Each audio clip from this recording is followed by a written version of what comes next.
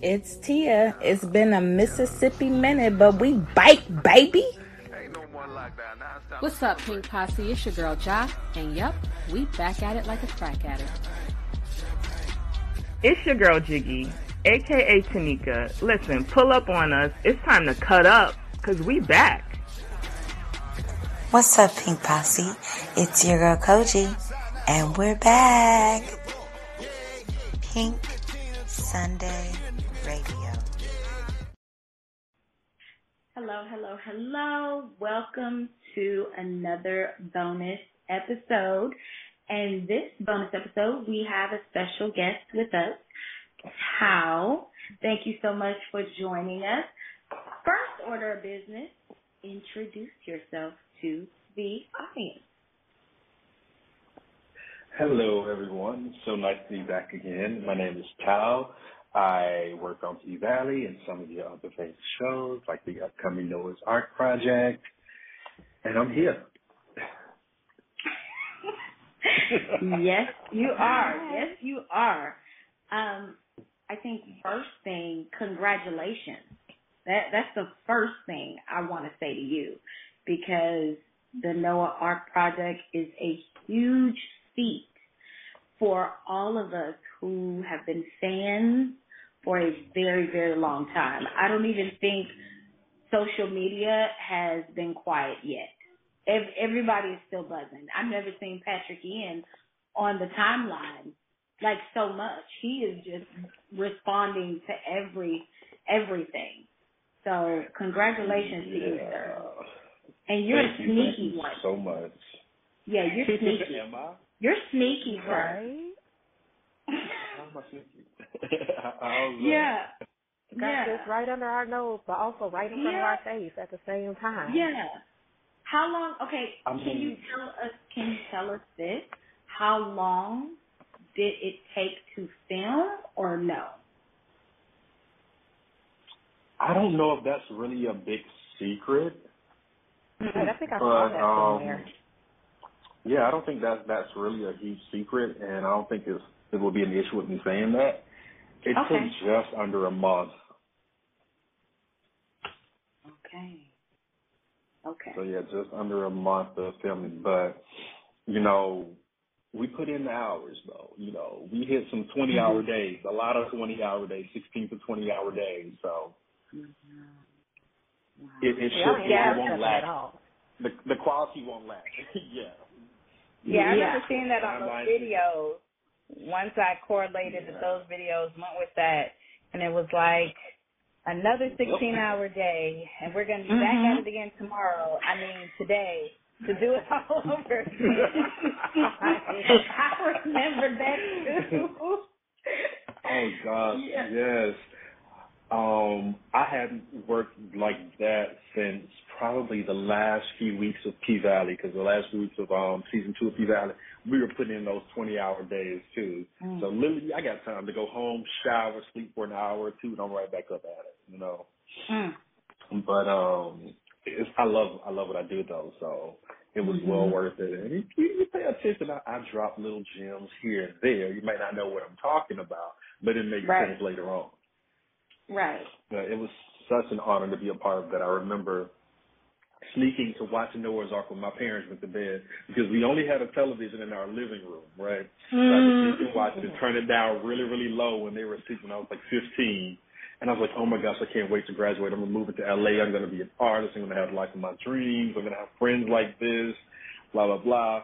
Life didn't exactly work out like that, but it worked out very similarly. So I never thought that all these years later I would be part of the team that's bringing Noah's Ark back to the people. Never would have thought. Also, I never would have thought I would have had the relationship that I have with Patrick Ian Polk. He and I have known each other for at least 12 years now, maybe a little bit more. I was still working professionally as a dancer when I met Patrick, and our relationship has just grown and developed over the years. But also so many other people that I look up to, DeAndre and Quincy Gospel, who broke ground with their award-winning show, The DL Chronicles. So if you don't know about that, check that out. Yes, I know about that. Yes, my uncle James Earl Hardy of B-Boy Blues fame, like, just to be connected to so many amazing people. You know, I just never would have guessed that the people I idolized and looked up to would be in my life and, you know, my family at this point. Mm-hmm. That is amazing. Now, let me ask you this. So you said you were 15 turning down the TV, so that would mean you were not out, of course. So did you have a hard path to coming out? So that's an interesting question, but I was never in anybody's closet. I just didn't want to deal with the headache of having to explain what I'm watching to my parents and why, because it was really a situation, Lord bless them. They knew, but it was like this perpetual state of denial. And even like when it was confirmed for them or I was confirmed, they would still want to go back into denial. And I'm just like, I don't have time for this. I just want to watch my show in peace. But I think I'm blessed. I've never felt the need to be in a closet. I've never felt any shame or conviction about my sexuality or my identity.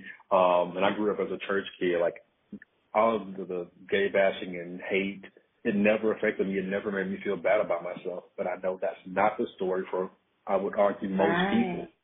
So I'm thankful. I don't know what it was or about me or what was in me, but I never felt that pressure to conform. I was just always myself. And I think it also works in my favor. I have to acknowledge I have a slight bit of privilege. I don't consider myself hyper masculine, but I am more masculine than the queer stereotypes. And so I get a pass from there, and I know I can walk into spaces that some of my other queer or same gender loving, you know, community members can't walk into and feel safe. So I do have to acknowledge that I do have a certain amount of privilege in that regard. And if you're looking at me down the street, most people probably wouldn't guess that I was gay. Some people might. You know, I got a little switch in my walk, but I get it from my dad, who was 100% straight as far as I know, but we have a certain walk. But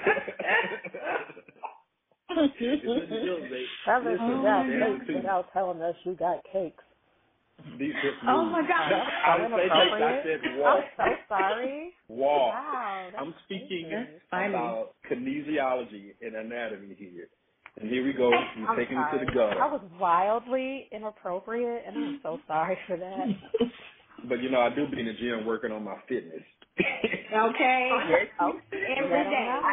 Like Fergie said. How would you introduce yourself? Like if someone asks, who is Tal, how would you introduce yourself? What's your elevator pitch? I struggle with that. So much. I think I've gotten to the point of just saying I'm a creative because it's hard. And usually I pitch myself to people based on exactly what it is I'm trying to do in that moment or what they have need of that falls within my wheelhouse. Because as you ladies know, I started off as a professional dancer, but I did actually get my first acting credit when I was 15 in this film, a documentary type reenactment. It was a weird genre bending kind of situation, but it was Surviving the Super Twisters on National Geographic. That was my first time on the set, and it was an opportunity I was blessed with because no one comes to rural Alabama to film anything, but it just so happens that this was based on a true, like, you know, natural disaster that happened in rural Alabama, you know, decades ago. So I got to be part of the reenactment team for that. And after that, my career mostly focused on dance for a while, and then I got into music production and songwriting. I also write, like, screenplays. I've written theater before. I produce. I have directed documentaries. I'm looking to direct some feature films, short films, and narratives. And, yeah, I kind of do it all. So it's hard to kind of, like, sum up what I do in one thing. So I just tailor what I do to each specific situation. I'm still working on fine-tuning that elevator pitch. Last night I was at an event with Kiki Palmer, and she and I had a conversation. And she and I have a lot of similar struggles as far as things we're dealing with in this business. And she mentioned, she talked a lot about how people have always tried to box her into this one thing and make her feel like she's not good enough at certain things or other things she knew she was also talented at, which is also the basis for her new project, Big Boss, which is an album and a visual project, it's a short film as well. So if you guys get a chance, check that out because it's brilliant. And I've actually seen the video. It's really nice. Isn't it? You see all 40 minutes? No. I haven't seen the full movie, but I saw the video she just released for, I think it's called Still. Let me go do my research and come back. I was going to say it's called Still Waiting or something, but I saw that. It was really dope. Is that the one that have the wrong title? Yes. That is the one Jensen was in. That's actually how I found it. It was, I think he posted it in his stories. And I said, well, let me go see what Kiki doing. And I was like, okay, girl. It's great. And the music is above par. Like, Tricky Stewart did his thing. Yeah. But yes, Tia, what was your question about Noah's Ark? So you said you watched it and you were like, I'm going to be a creative or screenwriter or in that field and live in LA. Did that influence that, or were you already thinking in this entertainment creative space before you ever watched an episode of Noah's Ark? I was already thinking in that creative space before I watched an episode of Noah's Ark. I was privileged to get a chance to attend some theater camps during the summer. Around that age, I had started formally training in dance and ballet, modern, contemporary, tap, hip-hop, all that stuff, West African dance. So I found this passion for dance, and it turns out I was actually good at it. And within 6 months of starting my formal dance training, I was already winning competitions. I was taking home trophies and gold medals, which I never would have thought. But there's this thing in the dance community that guys can start dancing later and catch up to girls who've been training since they were like 6. Don't know why that is. I don't know if that's empirically true, but I've seen evidence that has happened. One of my former dance mentors, he didn't start dancing. He didn't take his first dance class until he was 19 and his sophomore year in college. And then by the time he graduated 3 years later, he's touring in Broadway shows. He's in movies. He's doing all these amazing things. And he has a technique that looks like he's been dancing since he could walk, So that, I guess, is true for some people. But to answer your question in short, I was already thinking that by that point. I found this love of the arts. I found out that I was good at it, and it gave me a fire and a passion like other things didn't.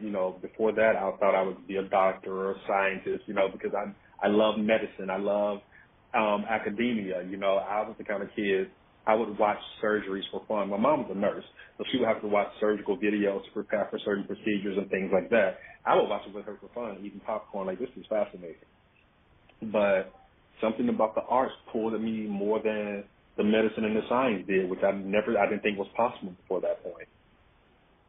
But I guess, given what I do now, I kind of merge it all together in this beautiful way.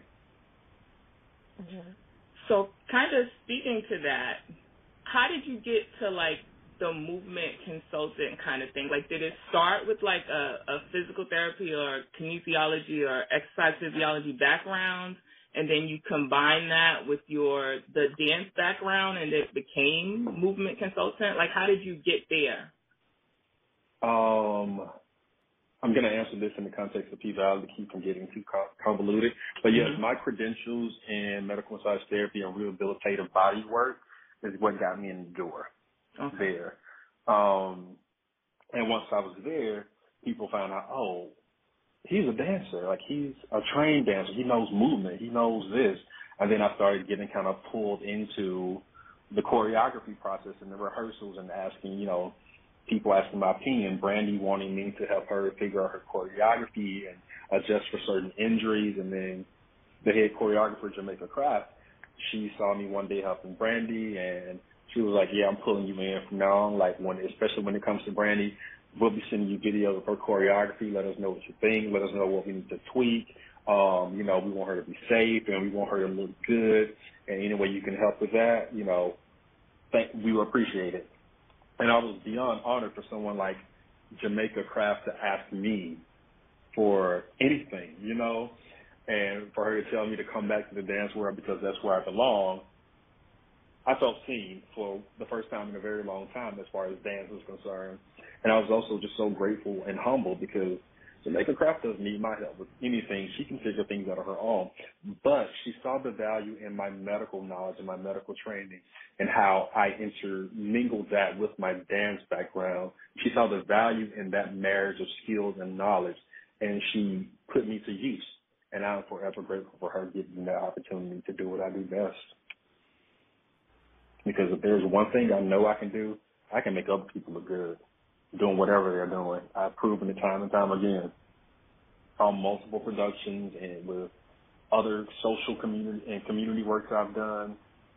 I do have a skill. I have a knack for making other people look good in the public eye. And so would you say that this is something that was kind of brought together for P-Valley, but that it is something that you can use on your CV or resume as you move forward in other projects, like specifically listing movement coordination as a skill in other areas, similar areas, or would you say that's something like you kind of were already doing, but maybe it has a different title? This is actually something I've kind of already been doing. I stepped away from performing in 2010. I think the last time I did actual choreography was 2016 or 2017. And in between those times, here and there, people say, well, we have this thing going on, or we have this school program or this college play or whatever. We have dance, but can you help us clean it up? Like, we don't know a lot. We can't afford a big budget for choreography, so we did it ourselves. But if you could kind of help just point out some weaknesses in what we're doing or how we can make it better, we'd be grateful and we can pay you something. So in that regard, I've been doing movement consulting for a while now. You know, it's really part of being a dancer and a choreographer. So I've kind of always done it in one regard or another, but it didn't come together on this level until P-Valley. And specifically until the second season of P-Valley, because I wasn't quite as hands-on in the first season. But the second season, they kept me on set a lot, and I greatly appreciated that. And not just for me, but also because it showed me that they cared about taking care of their people, and they wanted to give them the best resources possible, not only to look good, but also for their health and their safety. Right. Because I ain't gonna lie, I don't come cheap. That's not a flex. That's not a flex. That's not a brag. I promise you. I mean, if you getting people's legs, their ankles to their ears in an hour, I would think you would not come cheap. But you know, I've also worked with the NFL, and I've also worked with the NFL. I've worked with the WNBA, so I have a track record of working with movement professionals. Mm-hmm. And I think, you know, my unique marriage of anatomy and kinesiology and physiology, along with my movement background in dance. Oh, I'm also a martial artist, so I didn't mention that. So between my medical and technical knowledge and skills and my experience as a dancer and a martial artist, I think I have a very unique perspective on movement and functionality, and I think I have a very unique way of helping bring harmony and balance in those areas for people. And there is your elevator speech. That's you better tell him. Just tie that all together and wrap it in a bow real neatly. You better tell him. It's a totally different elevator speech when I'm. Thank you so much. Yeah. It changes just a little bit when I'm trying to produce, though. I said that elevator speech is going to change when it's time to apply for a producing job, though. But you see, the issue here is I have to tailor my pitches to each individual situation. Absolutely. So I can't be like, I'm not just, I sing or something like that, or I just dance. I do a lot of things, and for a long time I was always told, you can't do it all. Pick one thing. I can't. Like, these things find me, I feel like. Seeking things out. These skills and talents have come out on their own, and they demand to be used. You know, as I forget who said it, but someone once said, our gifts are not our own. They're for other people. They're for the world. And I feel like I would be doing not only myself but other people a disservice if I didn't do what I do well to the fullest extent. Like, for instance, I'll say, and this is not a brag, so don't take this the wrong way, but some of those performances on the second season of P-Valley would not have been what they were had I not given my all and combined all of my skill sets and my knowledge to help contribute to the end product. Oh, most definitely. It would have been selfish of me. It would have been selfish of me, and I would have been doing the bare minimum, and that's not what I'm there for. Especially not when I'm being paid well and treated well. That was also another defining factor. Not only was I paid well, I was treated very well. So that goes a long way with me. So if you're treating me well, because that's not always common. I worked another job on another set, and though the job itself wasn't the issue, the treatment was an issue.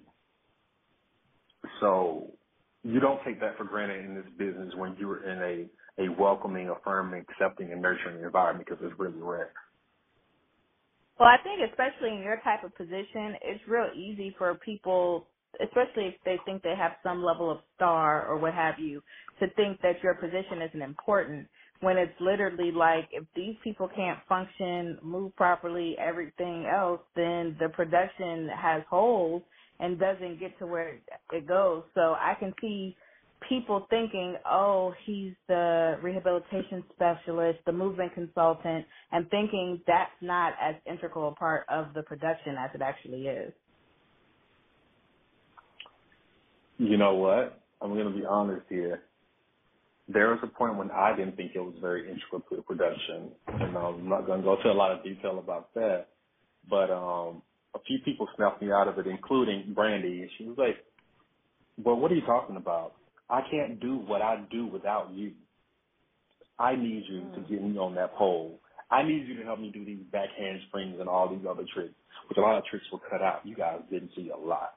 But she kind of helped me bring that into perspective when I was feeling low. But also, it's so funny, you know, there's always a learning process when you come into new projects or you're coming into a new season, because sometimes, you know, you don't always have the same crew. So probably for the first month or two, there were people that thought I was an extra on set of P-Valley. Oh, my goodness. What? And they were like, people yelling at me like, you can't be here, get off set, get out of this area. You can't be here. And, you know, Brandon would walk up sometimes. He's like, no, he's with me. He's fine. He's supposed to be here. Like, chill. But, you know, they were protecting the project, so I understand that, because we did, you know, there are always issues of people misbehaving on set to varying degrees. You know, every project I've worked on, there's been something, you know, especially with background actors. Some of them don't always know the process or even respect the process. And so some of them get unruly and disrespectful. Some of them are just so curious. They don't mean any harm, but they become very curious. So they start breaking rules because they want to see things, because we usually keep our background actors in very, like, contained areas until they're needed. They're not generally allowed to mix and mingle with the cast and crew unless it's for a specific scene, which is also some of the work I've done coordinating background actors for productions too. So I know what it's like trying to keep some of them under control. Most of them are great people, lovely, but every now and then you have people that don't care about breaking the rules. So I get it. I wasn't too upset about it. I appreciate them wanting to protect the integrity of the project. And so when I was moving in certain areas and people didn't know me or had recognized me, you know, I understand their calls for alarm. Yeah, and this is true with background acting. I did background acting for New Adventures of Old Christine. It was on CBS, and so it was on the Warner Brothers lot, and they did keep us, like you said, keep us in kind of the holding room. We were separate, couldn't do any mingling, and very strict. And there was one person who tried to do the most, and they kindly escorted them on off the premises. Goodbye, see you later. because you trying to do the most. But what I can say is once we got on set, and I will say to this day that Wanda Sykes was so lovely. Like once you got on set, some people, some actors that, hey, y'all background acting. I ain't boom, boom, boom. Y'all ain't getting paid a lot. I'm over here. But I can say that Wanda Sykes, very, very kind and lovely, lovely person. So, yeah, I appreciate that. I appreciated that a lot. And my build was also a problem. Like, people saw me and they judged me based on my build, so they thought automatically I'm one of the gang members because I'm a build. They literally said that. They literally said that, like, oh, we thought you were one of the HEHs or the Chief ITs. I'm like, no, I'm working here. Here's my badge. This is how I get on the soundstage with a badge, So once that became clear, I stopped having problems, because people thought I was just, some hokey dude running around trying to look at.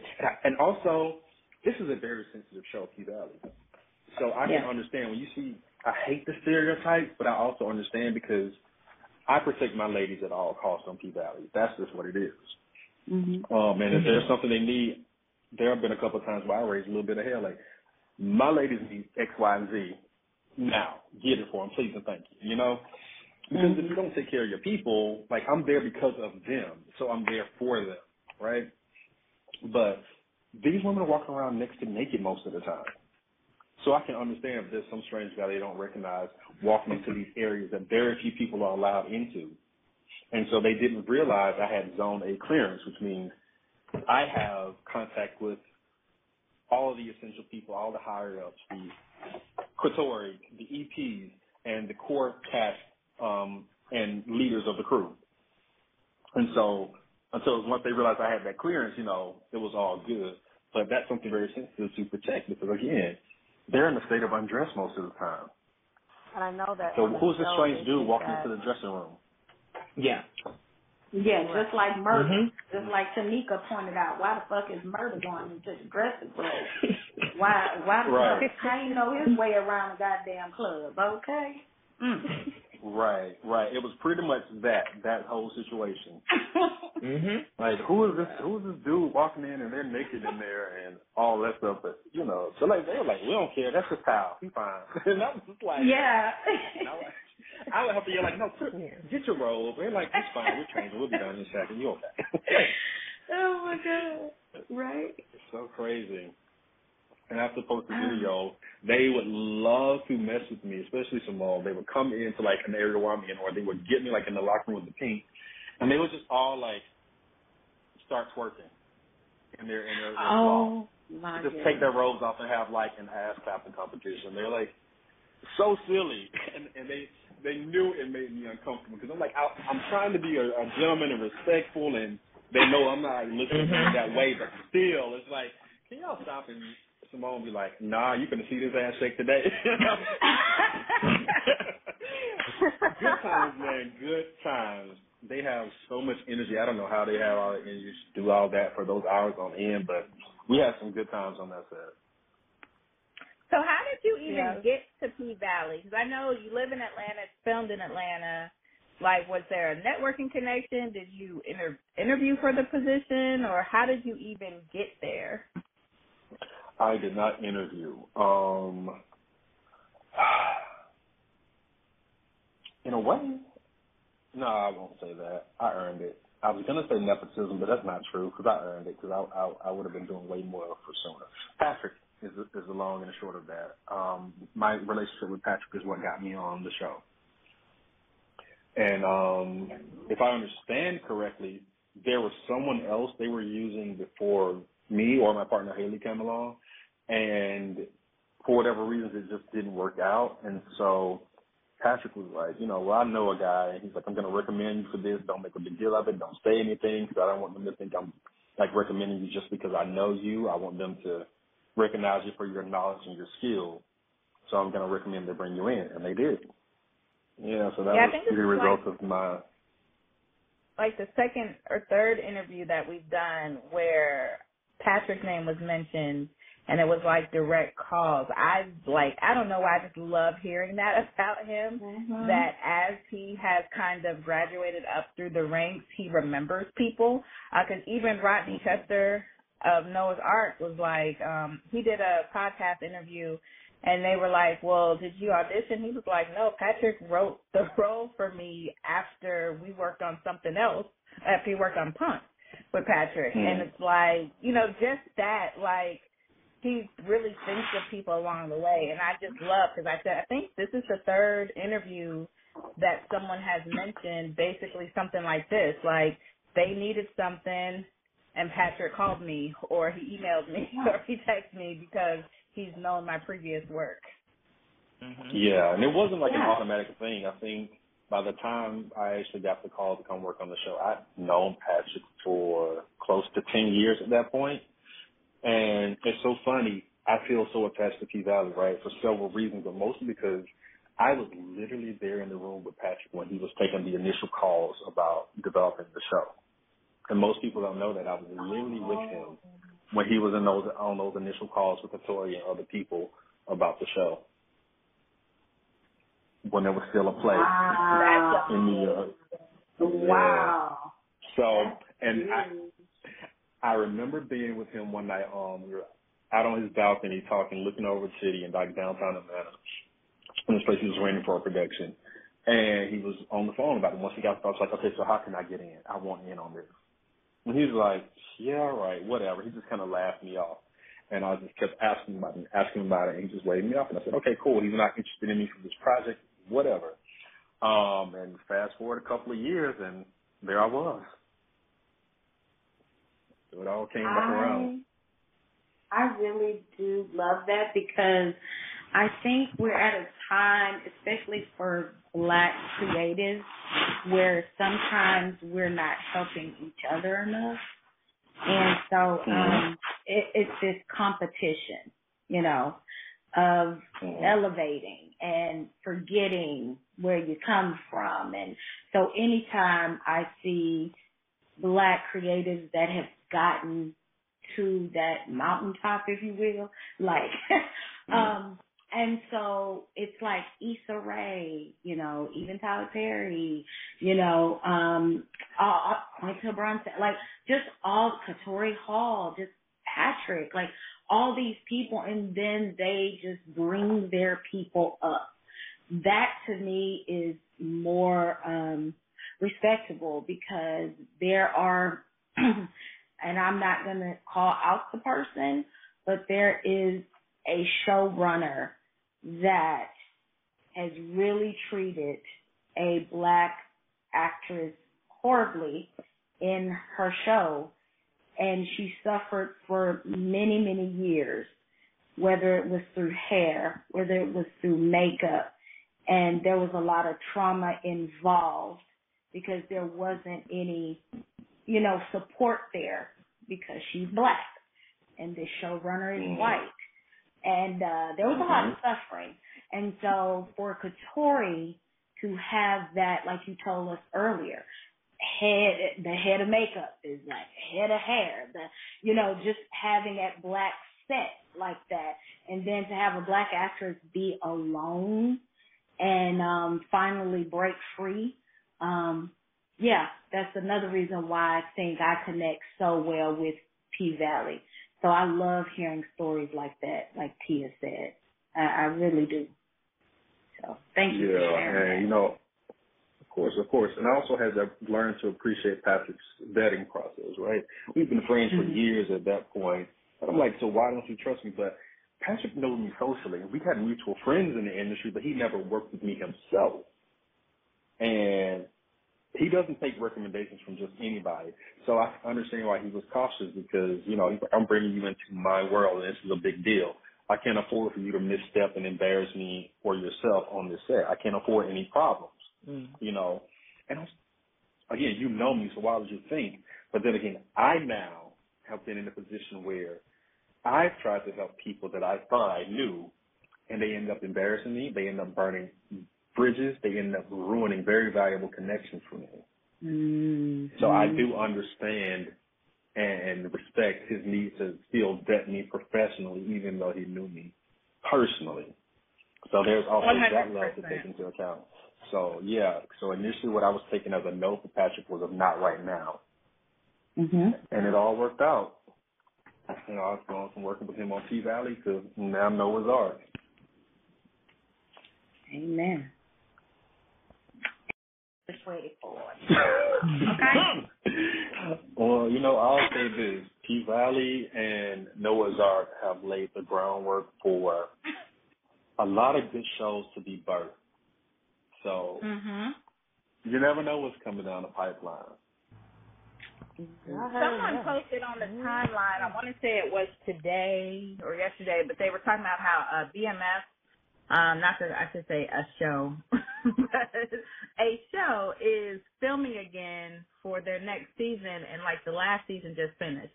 Now, even as a viewer, we understand that they actually filmed previously, even though it just finished airing. They filmed previously, but the question was like, how come they're doing it so quickly and it's taking so long for P-Valley? And I was basically like, well, like, not to talk about that show, but the quality versus BMF and P-Valley are evident. I like the show. Like, I don't have a problem with it, but the one thing about P-Valley is the attention to detail, and I think what P-Valley is bringing is a class of writing and production, particularly in these stories, that is setting a bar that people are going to try to attain because of following and the just mega phenomenon it has become. So I have to respond to this very diplomatically, right? All of what you said here, right? Like, Katori has a very specific vision, and she will take the time she needs to be sure that vision is executed, right? Like, for going into season 3, I know she wanted a certain amount of time to write. I won't say what that time was. She wanted a certain amount of time to really focus on just the writing, not all the other elements that are going on. I know we've recently seen her and Alphonse in the studio together working on music. She was focusing on just the script, not the writing, not the extra things that come along with it that make the bigger picture, just the script, right? So that's something to be commended. And also, we have to realize that Mama got to rest. You know, Boss Lady needs her rest. She worked up until the end of her pregnancy on season 2. We wrapped season 2, and she looked like, when she was giving her speech at, 2-something in the morning when we wrapped the last scene for season 2, she was about to pop and give birth right then. And I was like, what is this lady doing here? Like, please get her in a bed, somebody, you know, but she's dedicated to her craft and her project, and, you know, this project is her baby. So she was there through it all, and she really should have been at home in the bed. So people don't realize she still had editing to do. She had to supervise all the editing and the compilations and the music sequence and all this other stuff to get the finished product out to the masses, right? And then the baby finally came. And then she's still working, you know, as soon as the baby is out, you know. So she needed time to adjust to motherhood and, you know, the new baby and get her life together, and also really sit on her ideas and sketch out her ideas. People don't realize writing is a full-time job, you know. It consumes a lot of the process. That's the longest part of the process, I think. You don't just write something down and it's good. You go through several drafts, several revisions of those drafts. And any given time, something might change on set, and you have 3 different versions of a script that you might be able to pull from to accommodate those changes, whether it's something with equipment or lighting or whatever.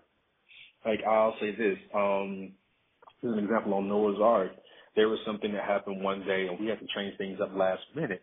And Patrick was like, hey, so I need you to go over to my chair and pull out this folder in my bag, and it has X, Y, and Z in it. Bring me this script. Open the bag up.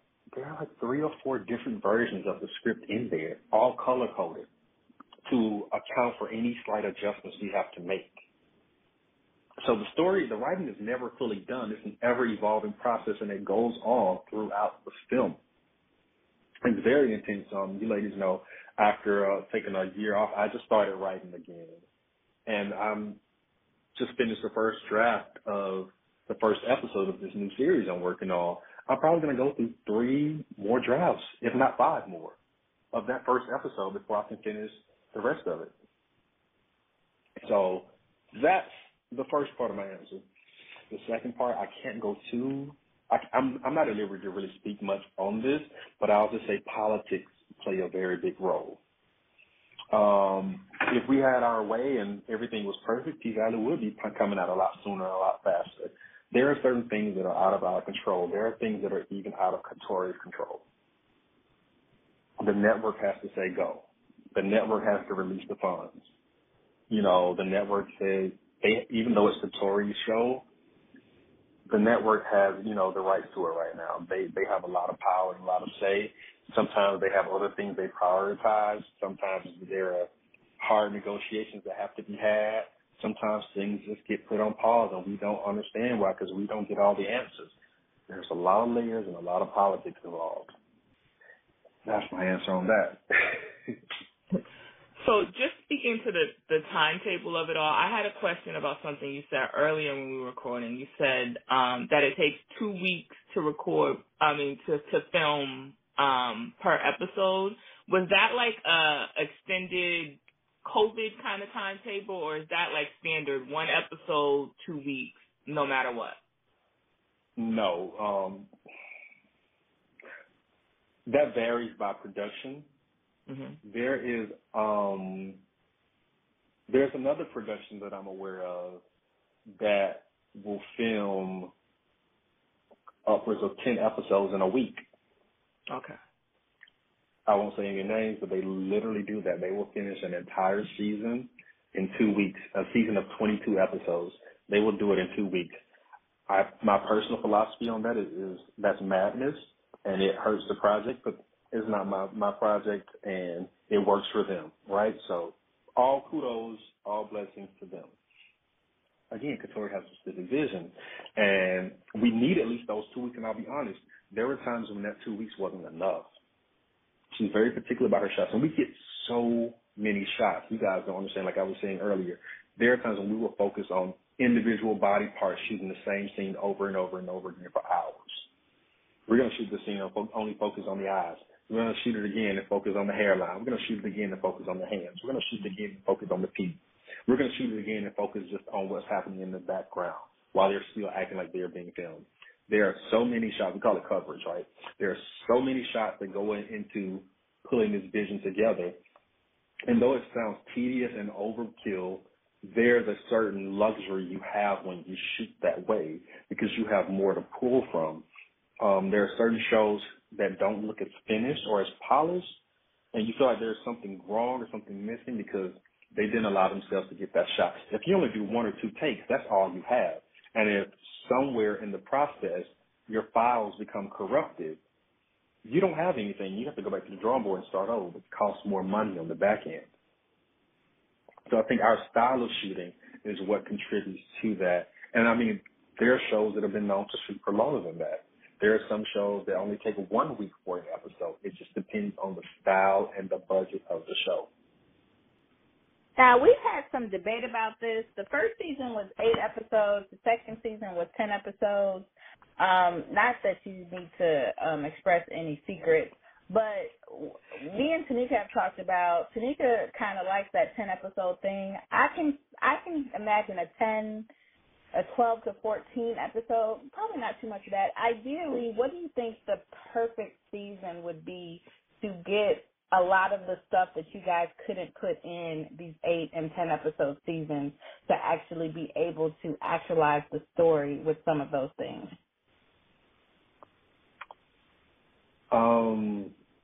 I personally think 12 is a good number. Again, I'm not Katori. I don't have her vision, but from where I see it, I think 12 would be a good number. These days, that's pushing it, though.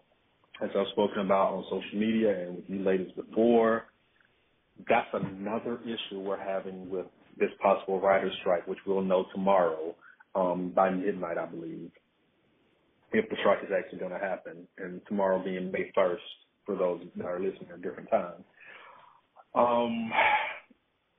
Hollywood, when I say Hollywood, I mean the alliance of motion picture and television producers and these big studios and networks. They've created what we call mini rooms that have fewer writers, and they're demanding shorter seasons, right? They've kind of taken this cue from the British, right? The British were well known for doing very limited series or series with very short seasons. Like typically, a lot of British series that I used to watch like 10 years ago, each season would only have 6 episodes, 3 to 6 episodes. And I think that's been imported to America, but in the worst way. So we're at a point now where you're no longer guaranteed 40 hours of work. 40 weeks of work if you sign on to a major show in this country, right? There's a time when you sign on to a show, you know you're going to get anywhere from 20 to 26 episodes. You're going to be working most of the year. That means you're going to make all your requirements to qualify for your union benefits if you're a union, so you can access your insurance. You can make a living wage and actually live very comfortably. That's all been taken away now with these shorter seasons. This is what studios are ordering. I'm sure if a lot of writers had their way, they would still be creating, 15, 20, 26 episode seasons. But that's just not what's being ordered, and it's not what's being greenlit anymore, unfortunately. And it's hurting everybody, not just the writers, producers, directors, but all cast and crew. So that's another thing that's being negotiated in this fight for equality and equity in this business. And, we're up right now. Well, the Writers Guild is up right now. Next month, it's the Directors Guild because they have a lot of qualms and issues, too. And after them, in July, the Actors Union is up, SAG is up to battle with the studios. Everybody is tired of the BS. So, long answer to your question, but I think with the way things currently stand, if we get an extra 2 episodes for Pvalley, I think that would really help. Did I say too much? So on the timeline, you wanted to talk about that scene with Mercedes when Mississippi came back, and you had some extra goodies for us. Yes, but I don't really remember the points. One of you said something that triggered a memory for me, but then we moved on, and I kind of got lost in it. So, yeah, I'm really sad about it because I knew there was something I wanted to talk about, but I can't remember exactly what it was. I think it was something to do with the hand positioning and George's question about the filming of it and Mercedes' shoulder. But that scene was great, though. I loved filming that scene. Again, that was a sad time for us because we were like, damn, it's about to be over. I mean, we were tired as all get out, so like, yes, we need a break, but also with the way things are going right now, everything's kind of up in the air, and we don't know when we'll be back again.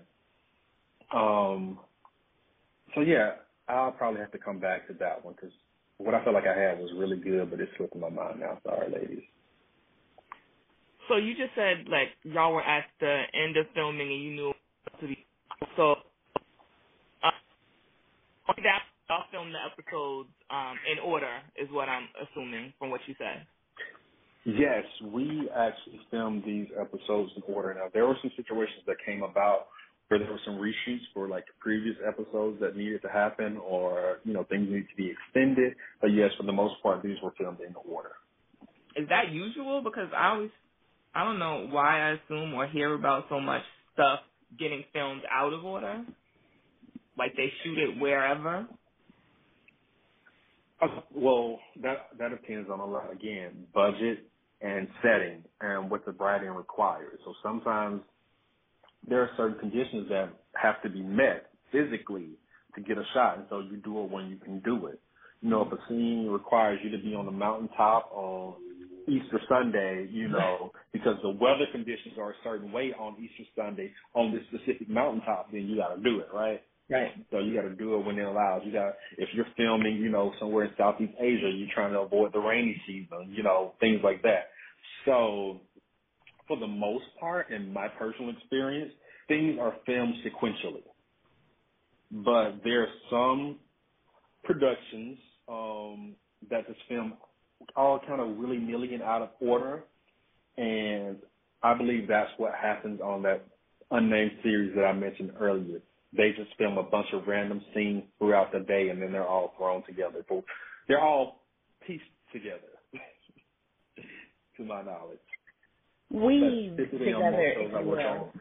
Yes, that, whatever it is, yeah. I'm trying not to be shady, but yeah.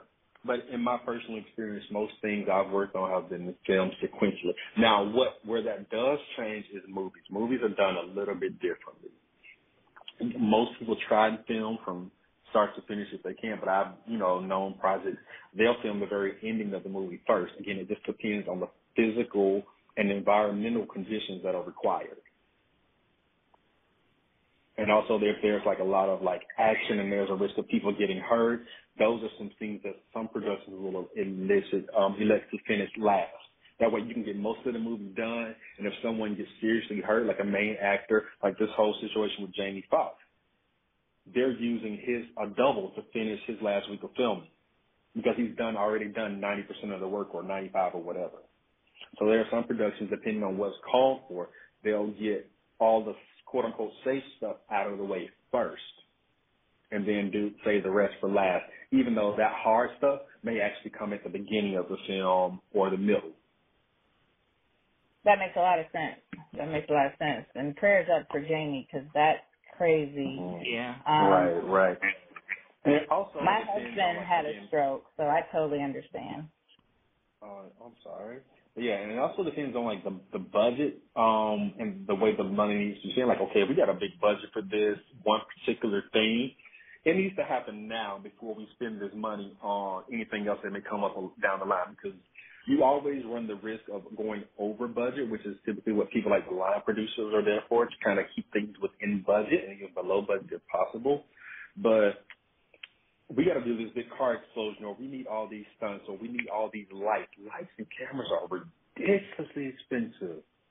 The cameras we use on Pvalley, I could retire if I sold a couple of those. Like, it's crazy. But, so that all plays a part. Like, hey, we got to get these cameras in now and get this done, because you might have some incidentals later that, might cause you to go over budget. So you spend wisely where you can up front to get certain shots, because you never know. You might not be able to get those shots later because you've unfortunately gone over budget. So, and the studio is not giving you any more. Any donors, any EPs, any independent contributors to the project, they're not willing to cough up any more money. So you got to do without on the back end. So several factors that come into that. Does that make sense? Absolutely. Total sense. Yeah. So you're writing again, or do you write for a specific genre or a specific like small screen versus big screen, or do you just kind of write what comes to you? In my personal opinion, in this streaming age, every screen is a big screen. To me, the small screen doesn't exist anymore. Not when we're, and I think COVID actually changed that, when major blockbusters were sent directly to streaming because we couldn't go to theaters. And now that's going to continue to be a thing. Theaters are opening up again and people are going to go see movies again. But there's still going to be some big budget movies that only go to streamers. It's just the new culture, unfortunately. And as much as, I personally love streamers, they have caused a lot of headache, heartache, and pain in this industry. And that's a whole other issue. Which again is also tied into this fight with the Writers Guild, and it's going to be coming up with the Directors Guild, and it's coming up with the Actors Guild. Why? Because streamers don't like to pay residuals, and residuals are an income that creators have relied on since Hollywood became Hollywood. It's been standard. You keep showing my work, you keep paying me for it. But the networks are now selling these projects to streamers after they've aired them, and some are selling the projects to their own streaming service, so they're basically double dipping with themselves and not paying the actors their residuals, not paying the producers their residuals, directors not getting royalties or whatever they have in their backing deals. So that it's all tied in. There's so much to this issue with the Writers Guild, and it leaks over into the Directors Guild and the Actors Guild, and even a little bit with the Producers Guild. So all tied together. But yeah, I can go on a tangent. But yeah, so as far as me, what I write a lot of different things, a lot of different genres.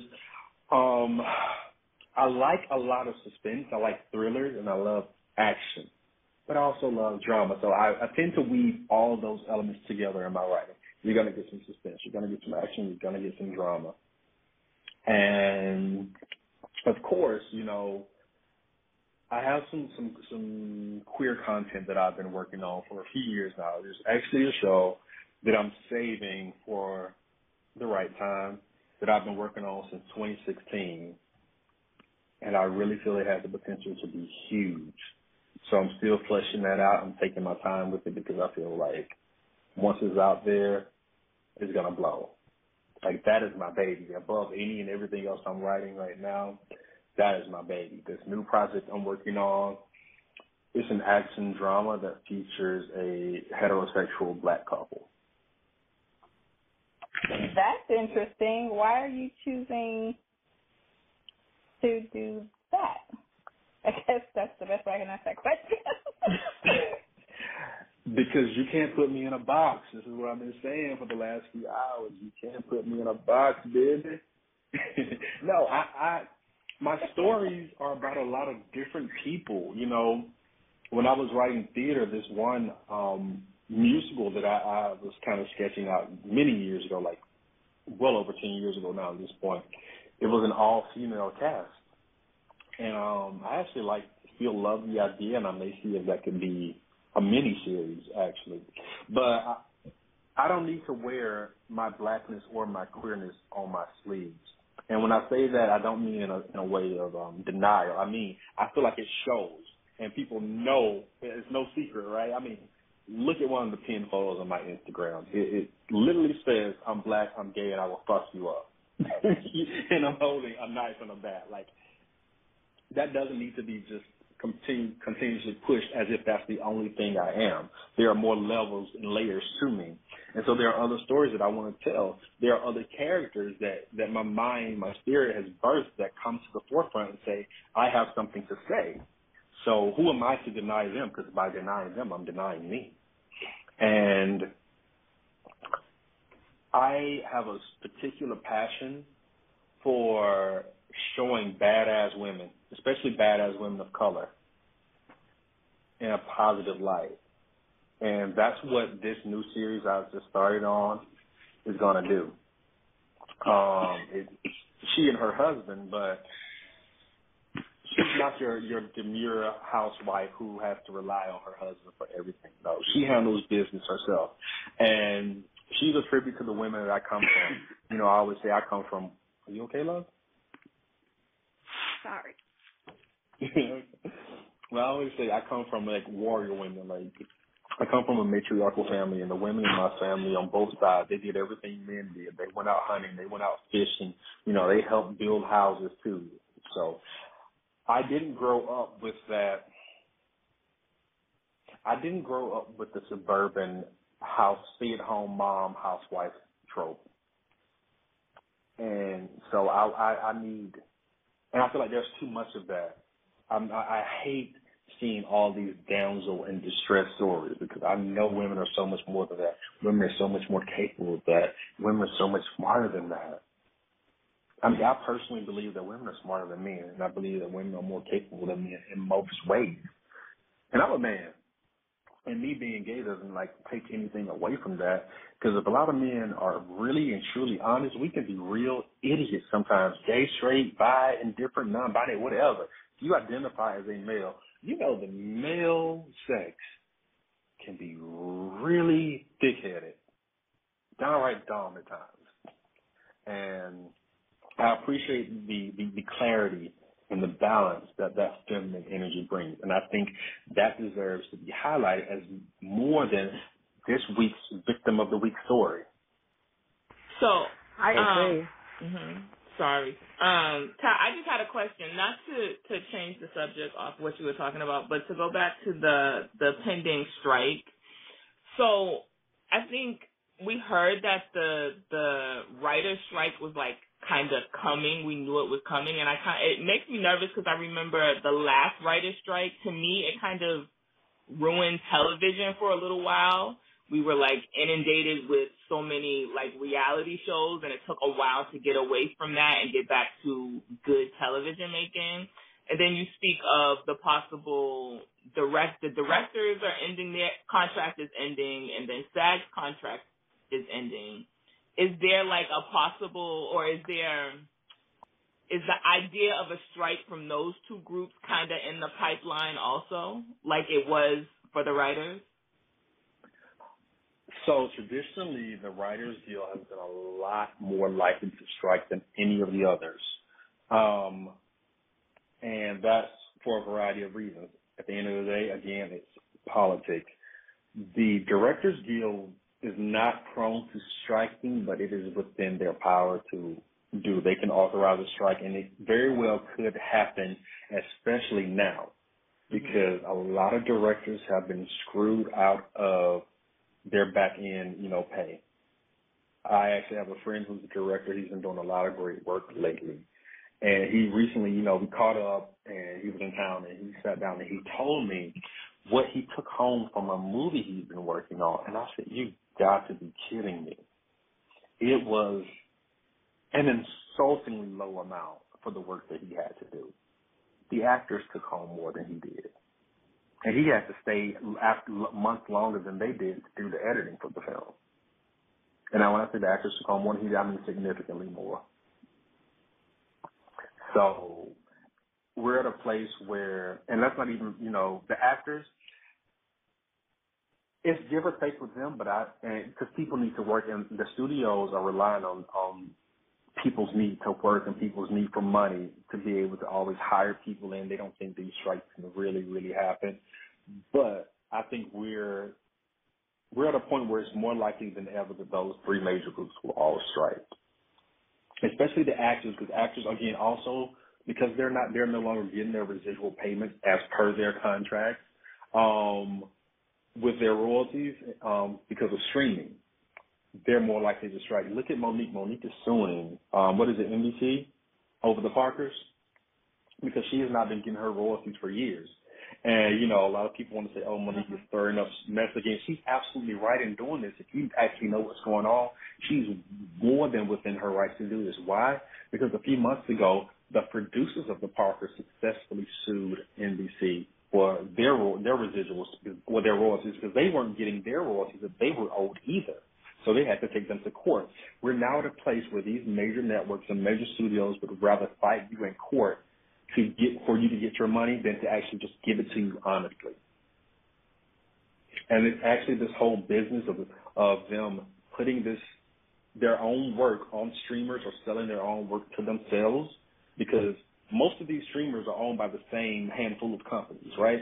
That used to be illegal until I think the late 70s, early 80s, when that law was kicked out because of lobbying and politics and all that in government. Hollywood sent lobbyists to the government, is like, hey, this is hurting us, let's line your pockets, let's do whatever. And they kicked that law out. But up until then, it was illegal for them to have a financial investment in their own intellectual property. But, corruption, that's what it is at the end of the day. So with Monique going ahead and filing this suit, she's setting a new precedent, because she's showing a lot of these other actors that you don't have to sit here and take this, or you don't have to sit here and take the pennies that they give you when the show you did 5 years ago is still raking in millions of dollars a year. So I think there are going to be a lot more lawsuits on the horizon if they don't correct this problem now. I fully agree. And I remember, what was it, Quantum of Solace, that Bond movie? That was the one that was super affected by the strike. And they talked about it, how it was disjointed in the Bond movies. But I think the fact that everybody you got all of the guilds wanting to strike. You've got big stars like Monique getting royalties. I think it's a testament to how messed up the industry is. And as a consumer of the entertainment, it totally, it sucks on some degree. But I definitely want all these people that provide this entertainment to get their due, because that's how we continue to get the quality entertainment. Because I know I, for one, am a little bit coin operated. So you pay me, you get great stuff. You don't pay me, I don't know what's going to happen. So I assume other people are the same. So, yeah, I think, and, you know, Monique, the one thing about it, and some of her other things, people come at her, but everybody's on her side about these royalties. So that tells you a lot, because even people that would normally want to come at her neck are like, oh, no, she's well within her right. Yep, she should be doing this. She absolutely is, and if she's having to fight for this, imagine people that are ranked as lower, like dance artists. They're not, if Monique is not getting her royalties, you better believe that a lot of dancers out there, a lot of choreographers are not getting their residual payments that they're owed for these music videos that they performed in, or these, you know, other visual performances on shows. Like, if you're a dancer and you perform on like the Grammys or the Emmys or whatever, you should be getting royalties from that too. Or residuals, I'm sorry, because they play that back online, but they're not, because there's some convoluted laws and rules about streaming and it being outside of certain bounds. So it's basically a weird, tricky loophole. It's really a gray area because the laws have not caught up with streaming technology. So the big networks and big studios are using it as a loophole to not pay people. And so now they're like, well, take us to court and prove your case. They'd rather spend hundreds of thousands, if not millions of dollars on lawyers fighting you than just give you the money that they owe you outright, which will probably be less than what they would pay for these lawyers. Yeah. Because if they owe you $1 million in residuals and royalties, I guarantee you they're paying a lawyer $5 to $10 million to fight it. Mm-hmm. Yep. It's ridiculous. It's ridiculous.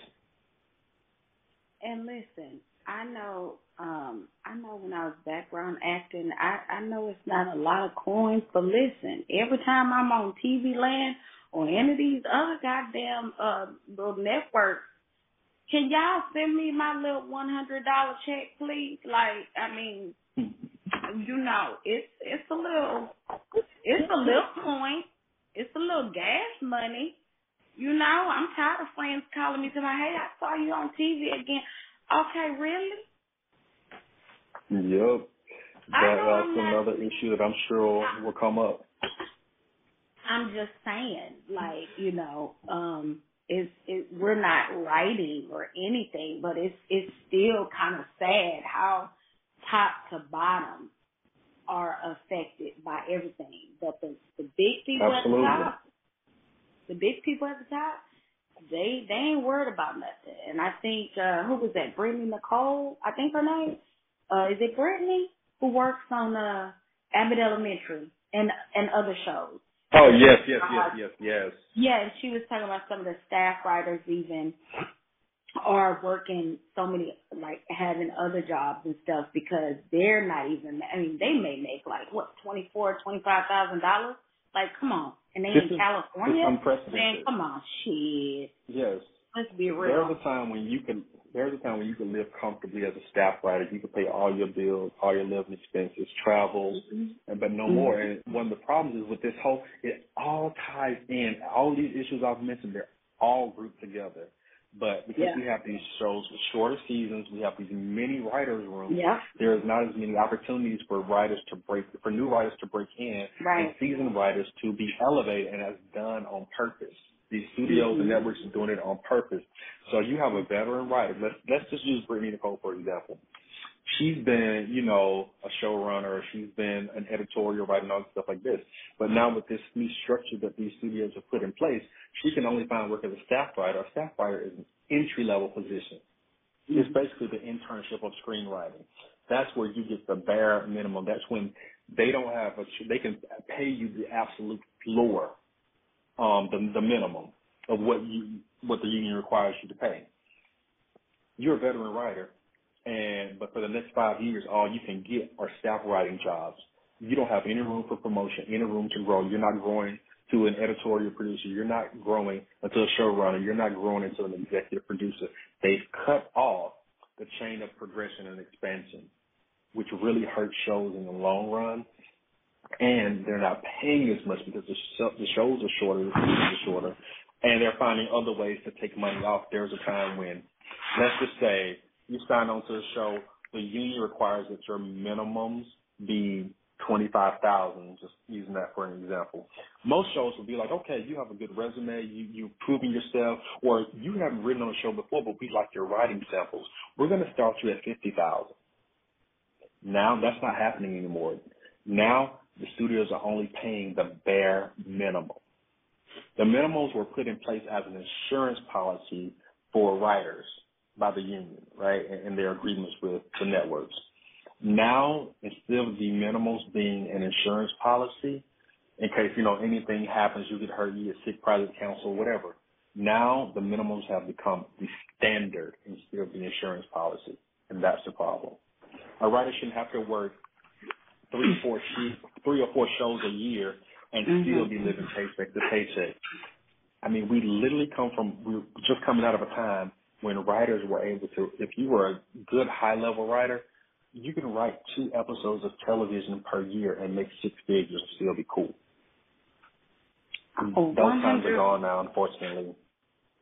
100%. And I will say to you, what I appreciate is you breaking it all the way down, because a lot of people are just hearing a lot of fluff on Twitter, not really knowing exactly what it is. And so I appreciate you so much for doing that with us today. And we're going to close it out on this bonus episode. How for you to spend 3 hours plus with us, we appreciate you. We thank you so much. Thank you. I appreciate you ladies for all that you do. Time flew by, really. It really did. You're right. So this is what happens when you let me talk. That's what we were telling you the other day. Like, that's how we lose track of that outline. Okay. Especially here. Because it's so much to talk about. We got a couple more rewatches, so it actually works. We will, tighten it up eventually. But, yeah, thank you so much. I am Tia, Minnie is Max on Twitter, Tia Down in Valley on Instagram. Make sure that you are keeping your eyes out on our Twitter page, because that's where everything comes out first. And we got some great things coming, finishing up season 2 of our podcast, going into season 3. Ja, what you got? Hey, I am Ja _the_goddess on Instagram, Ja the Goddess, all one word, on Twitter. Keep your FBI eyes open for more bonus material coming soon. Tanika? I am at your girl Jiggy on Twitter and Instagram. You can follow me over there if you don't already. You can also follow Pynk Sunday Radio on Instagram if you don't. If you're looking for those bonus episodes that Tia and Ja were talking about, they usually drop on a Thursday, and you can find those on PynkSundayRadio.com. That takes you to Apple Podcasts. And while you're on Apple Podcasts, if you could leave us a 5-star written review, we would really appreciate it. Kogi, what do you got to tell them? Well, you can find me on Twitter and Instagram, both under Kogi Mama. We also have a newly launched website, PynkSunday.com. So we will have a couple of little things going on over there. Make sure you follow us. We have Twitch. We have iHeartRadio.com, if that's a platform that you want to listen to. And that is all. Thank you, everyone. Appreciate y'all for listening to the show. You can find us on Blog Talk Radio by using the link bit.ly/PynkSunday. For Apple Podcasts, go to PynkSundayRadio.com.